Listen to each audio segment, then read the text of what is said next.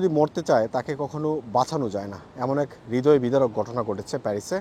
গত শুক্রবার ঠিক সন্ধ্যা 8:30 দিকে প্যারিস 7-এর মেট্রো মেজো ব্লঞ্চ স্টেশনে বেলজিয়াম থেকে শিক্ষার্থীদের একটা দল প্যারিসে এসেছে। সেই শিক্ষার্থীদের দল থেকে একজন 16 বছর বয়সী তরুণ যুবক তিনি হঠাৎ করে মেট্রোর লাইনে পড়ে যায়। তিনি নিজে থেকে আত্মহত্যা করেছেন এবং তাৎক্ষণিকভাবে তার মৃত্যু নিশ্চিত হয়। পুলিশ বা তদন্তকারী কর্মকর্তারা সিসিটিভির ফুটেজ দেখে নিশ্চিত হয়েছে যে তিনি আত্মহত্যা করেছেন। তার যে সহকর্মী ছিল বা টিচাররা ছিল সেখানে দাঁড়িয়ে, তারা আসলে সেখানে কিছুই করতে পারেনি তাকে। এই যে প্যারিসের মেট্রোর নিচে পড়ে আত্মহত্যা, এটা কিন্তু এই 1 মাসের মধ্যে দ্বিতীয় ঘটনা। এর আগে গত 25 মার্চ এমন আরেকটি ঘটনা ঘটেছে। লো প্যারিজেনে প্রকাশিত প্রতিবেদনে বলছে যে স্কুল থেকে ভ্রমণ করতে বেলজিয়ান কিশোর প্যারিসে এসেছে সহপাঠীদের সাথে, সাবওয়ে স্টেশনের নিচে পড়ে জীবন দিয়েছে।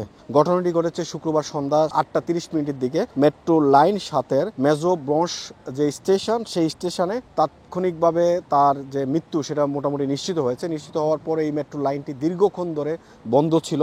এই যুবক হতাশাগ্রস্ত ছিল এবং এই হতাশাগ্রস্ত থাকার কারণে তার কিন্তু চিকিৎসাও হচ্ছিল বলে তার সহপাঠীরা বা তার শিক্ষক সেটা জানিয়েছে। প্যারিসের 13তম অ্যারন্ডিসমেন্টের এই ঘটনা। মেট্রো স্টেশনের নাম হচ্ছে মেজো ব্লঞ্চ, মেট্রো স্টেশনের লাইন হচ্ছে 7। 16 বছর বয়সী এই কিশোর সন্ধ্যা 8:30 দিকে তার জীবন হারিয়েছে এবং নিচ থেকে সে তার নিজের জীবনকে বিলিয়ে দিয়েছে।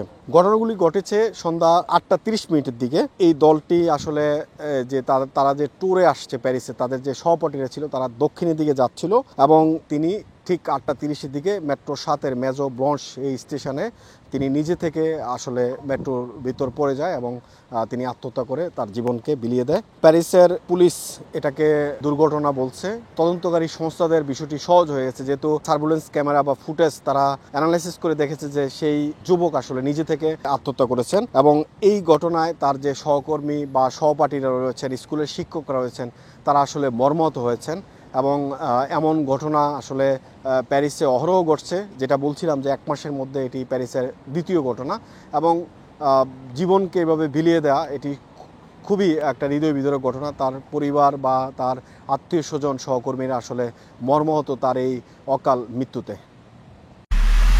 এমআইবি সংবাদ ও সংবাদ সংশ্লিষ্ট অনুষ্ঠান দেখতে ভিজিট করুন www.mibtelevision.tv ও facebook.com/mibtelevision.tv এবং সাবস্ক্রাইব করুন youtube.com/mibtelevision এ।